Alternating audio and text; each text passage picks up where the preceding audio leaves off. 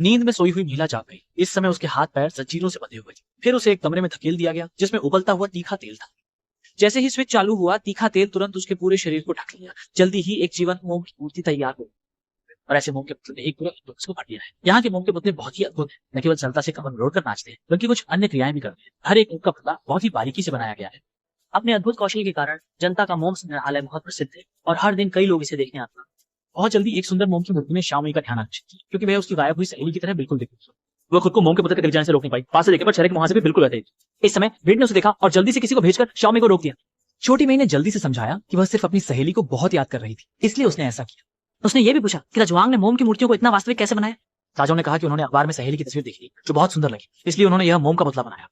इस समय शौमे को यह पक्का हो गया कि दाजवांग ने 100% झूठ बोला था, क्योंकि उसकी सहेली बहुत ही सामाजिक रूप से डरपोक थी, बहुत कम बाहर जाती थी और किसी भी अखबार द्वारा उसकी तस्वीर नहीं ली जा सकती। इसलिए वह रात के अंधेरे में चुपके से मोम संग्रहालय में घुस गई, जहाँ हर जगह एक अजीब सा माहौल था। छोटी में जल्दी ही अपनी सहेली की जगह पर पहुंच गई। उसने बिना सोचे समझे ऊपर चढ़ना शुरू कर दिया और वाकई में कुछ संदिग्ध पाया। तभी दाजवान अचानक उसके पीछे प्रकट हो गया। इस समय श्यामई भागना चाहती थी, लेकिन अब बहुत देर हो चुकी थी। इसके बाद मोम संग्रहालय में एक और मोम का पुतला जुड़ा।